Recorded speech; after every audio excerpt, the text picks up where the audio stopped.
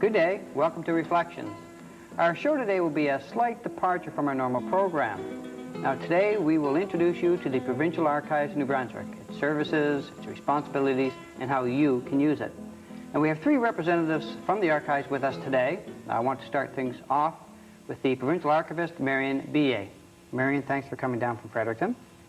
I've used the archives, a lot of other historians and genealogists, but I'm sure there's a lot of people in our viewing audience that have never used the archives, don't even know what the archives is all about. So what is the Provincial Archives?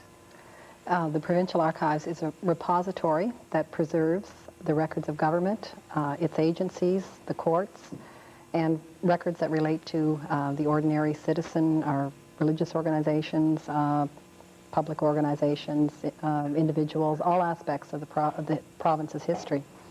So basically you collect the paper documents where a museum would collect the physical artifact. That's right, as well as paper. That's one form of record. Reports, minute books, letters, correspondence. We have records in other media, photographs, films, maps, architectural drawings, films. Now we're responsible for a type of record that's, I think, going to be a headache for us, that is computer-generated records. The Archives Act gives us responsibility for records of government, and this entails some behind-the-scenes work that I think people don't normally think of. That is records management. We're charged with advising or trying to ensure the efficient management and control of records while they're still active records. We store these in a low-cost dormant storage facility when they're not needed by the departments on a regular basis.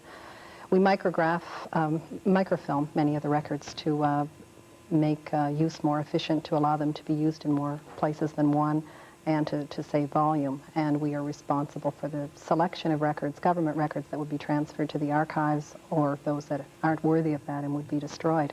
So obviously you just can't keep all records from the provincial government then? No, it's between 2 and 8% of the records that are kept. Yeah, I hope that the record I want to use is not the other 99%. We try. That's the most difficult thing we do is determining which records will be preserved. One very fine example of a government record is a Crown Land Survey. Okay, now you brought that down with you, didn't you? Yes. And we'll be able to take a peek at that in just a second. So this Crown Land Survey, then you would probably have dozens and dozens of these type of surveys, would you? These cover the whole province. They were done by what is now the Department of Natural Resources. This is it. When was this done and where is it? This was done in 1827. It's of Restigouche County. It shows such things as the natural conditions where there were pine trees, where there was swampy land. It shows to the left an Indian settlement.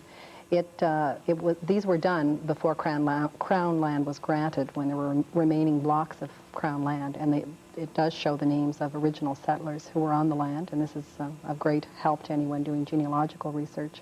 I don't know if we can pick up on this, but in the far left you'll see a phonetic spelling of Arsenault, A-R-C-E-N-A-U-T, which is not the proper spelling, but right. The surveyor of this particular area was a man named Scully. That's a common name in Fredericton. This man did various surveys, particularly in the northern part of the province, and he died at the early age of 29. And I don't know if this had anything to do with his work conditions or not. But.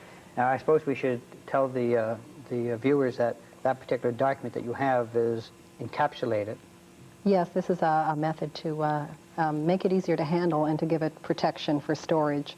It's a type of, I could say, plastic, but it's a very special type. It's inert and will not react with the paper to cause any damage.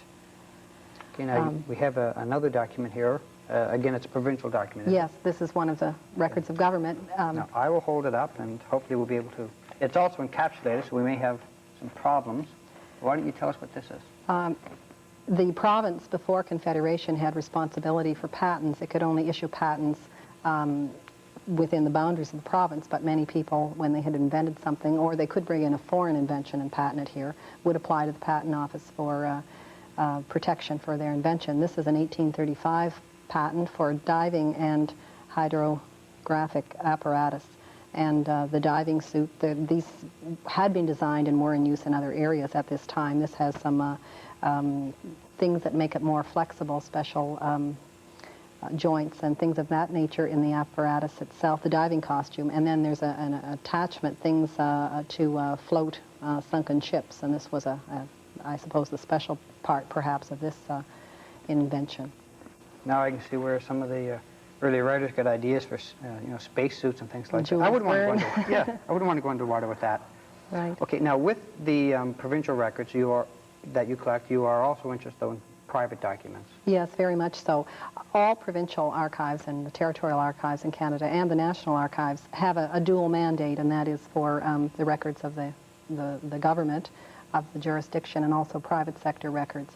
And the reason is that the facilities we have to have for the preservation of both records are the same, the methods of handling them are the same, and the researchers who want to use them are the same, and of course the history, whether it's government's activity or private sector activity, interrelate, so it makes great sense to have this dual mandate. And in this area, we don't carry out the work totally by ourselves. In fact, the Provincial Archives was the latest to be established in Canada, and had nothing been done before 1968 when we were established, there would have been a greater loss than there was of documentation. The New Brunswick Museum had an archives. The York Sunbury Historical Society was a very active collector of many fine items. In fact, one that I want to show comes from their collection. Okay. When the Provincial Archives was established. Maybe, do you want to take that and hold it? They, their collection was deposited in the archives because they function as a museum. I'll hold this end. And what this is the just a part, all that was preserved, of a log of a whaling ship that traveled in the Mozambique Channel and in the Indian Ocean. Dates 1834 to 1835 for a ship, the James Stewart. And there are notations of what the weather was, how many whales were sighted and killed. You can see the illustrations drawn in there. Yes, the illustrations are of whales, quite good representations, and the weight is marked in, and whether it was a cow or a bull. So these illustrations would be of the whales that they caught then? Yes, a measure in a sense of how many and what size. Now, do you have quite a few of these type of documents? Not of whaling logs. This is a relatively rare item, but we certainly have a lot of private sector records, and these family records papers. These records are available to the public? Yes, they are. Oh, you have something else that you brought with yes, us? Yes, another type of record that I think we have a particular interest in obtaining now because they haven't been well collected are business records. And this is the first minute book of the Reed Stone Company. This was a stone quarrying outfit that made grindstones. And at the height of its operation, about 1903 when it incorporated, and this was the first minute book after the incorporation, it was doing business in Illinois and Virginia. And that's just one of the businesses that is totally gone from the province at this point, and it's of great interest to document. Okay, Marion, in just a couple seconds, what services can you provide to the public? I think the biggest service is preserving records that the public may bring to us, either to place in the archives so they can be sure it's preserved, or to have copied in microfilm or some other form. We give some advice on how they may handle things if they don't wish to do this, or other local repositories they may wish to deposit records in. We work with those repositories. And of course, our facilities are open for research. We do a limited amount in answer to mail inquiries as much as we can. We have a very good, I think, self-help service for genealogists, and we mail out information and loan them film, and so that they can do their work without having to come to Fredericton or the archives, but at some point they usually do come. We're open on Saturdays to facilitate that research for people who work a normal week. Gosh, you sound like I know you're awful busy up there. Okay, at the end of the programming, we're going to give you the archives address and telephone number in case you'd like to contact them for a donation or for some advice. Now, we're going to take a break at this time, and we'll be right back.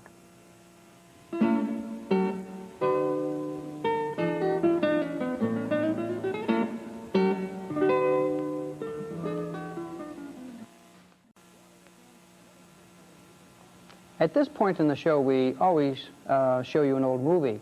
Now, in a moment, we will show you a short clip from one film which has been collected by the Provincial Archives. Now, as I've asked before, if you have any movie film at home which you think we could use here on the program, please let me know. Okay, we'll take a look at the film. This particular film clip, I believe, was provided to the Provincial Archives. They had it copied, and the original was returned to the donor. It's at Grand Manan, I believe, in the 1920s. Now, again, I can't provide much historical information on this particular clip, but again, just use it to illustrate that film like this can have a value to some researchers, historians, museum, what have you, and especially the earlier stuff, the earlier film, it does have a tendency to break down, and if you do have a material like this, as I say, you can either contact me here for the program, or of course you can contact the Provincial Archives, which, as I said, we'll give you the address at the end of the program. Now, we're not going to have time on today's program, of course, to tell you all about all the activities of the Provincial Archives, but I do want to introduce you to two specific parts of the archives. One section of that of the Provincial Archives deals with photographs, and here to tell us about that particular section is Fred Farrell, who is head of the Manuscript Division. Fred, again, thank you for coming down with Marion. What does the Provincial Archives collect in the way of photographs? Well, using just the word photograph is, I guess, being a little narrow, because we do deal with all types of film. Obviously photographs, still photographs, movie film, videotape, and all the new different technologies that we're moving into in the 1980s and the 1990s. We are looking for material that deals with all aspects of New Brunswick life, everything from political to social, economic, the workplace, street scenes, things that document what New Brunswick was like either in 1900 or possibly the year 2000, not too many years down the road. So it's the technology or the medium is not particularly important. What's important to us is the content, and so that content is preserved for future generations. Okay, so if I have some negatives at home and some prints, say from the 1920s, and I called you up and said, would you like these? Mm-hmm. And you would say? I think 99 times out of 100 we would say we definitely do want them, and on an analysis of what the material deals with and comparing that to what we already hold, obviously, we would look into accepting that as a donation. Now, do you prefer to receive the negatives over a print, or would you like to have both? We prefer to receive whatever's closest to the original. If that's the original negative, then that's fine. The closer to the original item, depending on its condition, is what we'd like to work from. If the original negative has suffered some damage over the years and there's a good quality print, then maybe in those cases we'd work from the print. Mm-hmm. But it's the quality of the item so that it can be reproduced. Well, how early would be some of the photographs that you'd have in the collection? I mean, photography is what, 1830, 1840? 1840s and 1850s is when it got off the ground, and there was a good decade before any signs of photography in New Brunswick showed up, the 1850s, but nothing has come our way really until items that were produced in the 1860s, and even then it's just a small number. Most of the collections that we have, the early ones, begin in the 1870s, 1880s, and the documentation is quite good up until the 1920s. Now, that doesn't mean there aren't still many things out there we'd like to collect from the 19th century, but we're attempting to try to focus people's attentions as well as the 19th century on the 20th century, because many people in today's society, if they can remember events, they don't really reflect too much on their historical significance. But the 1920s, 30s, 40s, 50s, right up to our present time, the longer a period goes after a photograph is created, the greater the chances it'll be lost, destroyed, either intentionally or accidentally. And so it's important to reflect that what's going on in the last, say, 30 years or 40 years, in the long term will be just as important as what happened 150 years ago. Now, Fred, are you interested in collecting the photographic records of just the professional photographers, or is the private photographer just as important? The private photographer is probably in some ways even more important, because they documented things that the professional didn't. And not to say we wouldn't accept professional studio pictures as well, but it's critical to get at the sorts of things that people take pictures of. Now, obviously, pictures of pets and so on happen all the time in private collections, and we're not trying to collect a lot of such things. But architecture, street scenes, these are the backdrops, if not the main intent of many pictures that we take on our everyday lives. And so it's important that those things come to light as well.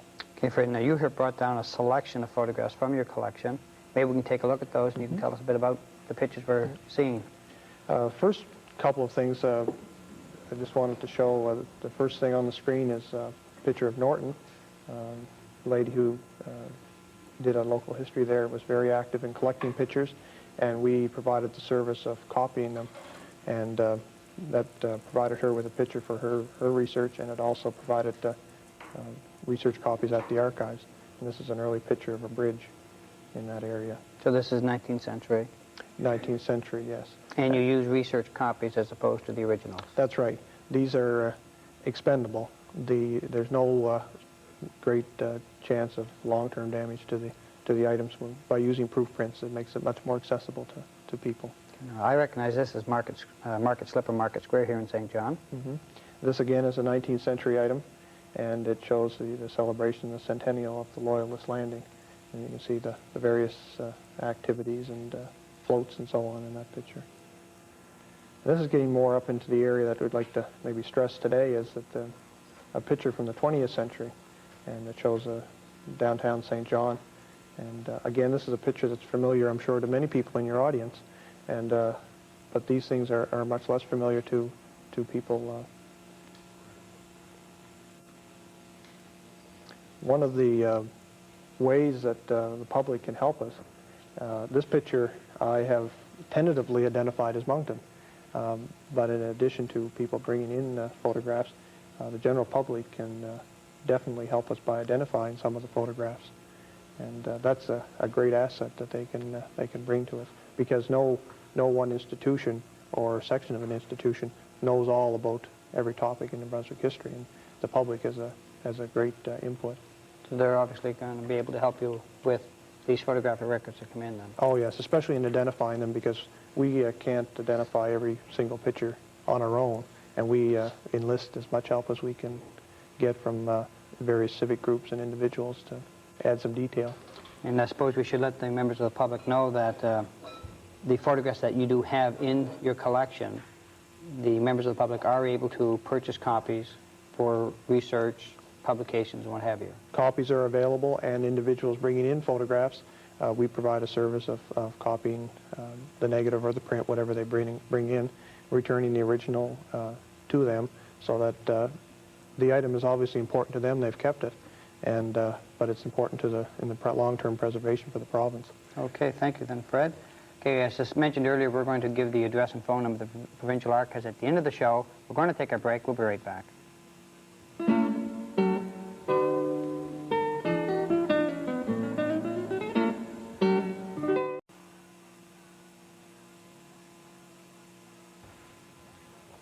A few weeks ago, we gave you a few tips on how to handle and store photographs. My next guest is an expert on the proper way to handle photographs, documents, and all the other items collected by the Provincial Archives. He is their conservator, Harold Holland. Harold, as I said, you're the expert on undoing the damage that happens to paper documents and photographs. I suppose many people, hopefully, probably even myself, we take these documents and we'll crumple them up and we'll throw them into a desk drawer and we'll forget about them, or we'll stick them in a box in the basement. Now that type of thing, I suspect, causes an awful lot of damage. Yes, it does. In the home, for your personal memories, photographs, letters, diaries, works of art on the wall, there are several major causes. Probably the first significant area is the one of light. People tend to hang it on a wall that's right opposite the picture frame on the south wall, where all the light comes streaming in. And any amount of light is damaging, but light from the sunlight is the worst. So another area, as you sort of mentioned, crumple up, throw away, is that of handling. Many artifacts are, in one sense, very durable. If they're not handled roughly, they'll last indefinitely. Mm-hmm. But, for example, a sheet of plate, an old negative on plate glass. If you drop it, it's shattered. But if it's handled carefully, it will last, I won't say indefinitely because there are problems, but for all intents and purposes, as a family heirloom, it's going to far outlive you. I suspect even the things that we do that we think are out in all good intention, where we've got a rip on an old document, we'll go and we'll take the Scotch tape and we'll tape it all up. But actually, we're causing quite a bit of damage to it. Yes, I brought a few samples just to illustrate that point, which we'll have an opportunity to look at in a moment. There's other problems. There's better and there's worse ways to mat items. Mm-hmm. Okay, well, this is something that probably was originally matted, was it not? This was matted, and in this illustration here, we're showing a book that's been exposed to light, and the covers are a nice, brilliant maroon, and of course, the book was closed on the shelf, and it was protected from light, but you can see the spine that is quite light. In this photograph, was matted, and the part on the outside was protected from the light, so it's quite a nice light color. In this shot here, we're showing what the problems with inappropriate handling or inappropriate storage materials. This was a piece of inappropriate plastic put on that I used to demonstrate how it affects the bleeding and the writing. And this is a paper clip. This is problems with paper clips, particularly in the Maritimes. We have a high humidity, and you can sort of see the problems. It just rusts straight through and creates a lot of stains. So if it happens to be a work of art, and you have a piece of metal, you've done a lot of damage. Here's that sample we were talking about with problems of Scotch tape, which is over in the left, a brown, dark. It's caused a lot of problems. The one on the right is a little white tabs. That was actually applied about 150 years ago with wheat paste, a very durable, lasting technique without causing damage. Now, this is a lot of damage here. Here's the damage. This was probably stored in a damp area in the basement. So water is humidity is very high bad. humidity is certainly an area. So basement. Here's an example of using inappropriate bookmarks or putting flowers in books to dry. It does cause staining. Probably the worst idea of a bookmarker I've seen was a piece of bacon someone had dried out and put in the bookmarker. But here's something else that we're so security conscious, and we tend to stamp things in the middle. If we have to stamp sort of neatly in the corner, it does the same thing. Here's a shot showing sort of the better places in numeric order, starting with 1, which is right in the middle, 2, and then working down to the worst place to store an item from a humidity point of view in the basement. The attic is the next worst area, and then the north side, and finally the left side. So the center part of your house is the most stable, least damaging. And also there is better and worse places to store from the point of view of light. On the one where on the south side, the sun is streaming in all day, hitting that wall. But on the back in the porch is ideal in this particular drawing, and then 3 up in the corner. So there's areas you can choose. Housing, matting is very important to keep the dust, dirt, handling, and dirt off it, and this appropriate matting. Envelopes, and getting back to the matting, there are standards. If you have fine work of art, you should send for or get an illustration on the appropriate matting techniques. So when you go to your framer, you know what to ask for. Okay, and of course we're seeing right now envelopes that are specially designed. Yes, and if you have a flat sheet of paper, putting in envelopes in a box in a drawer is a good way to keep the dirt, the contaminants off. In the best quality envelope that you can possibly afford. Ideally, the archives will use an acid-free buffered for paper, but you can buy an airplane linen paper, which is an all-rag paper envelopes that's used for airmail.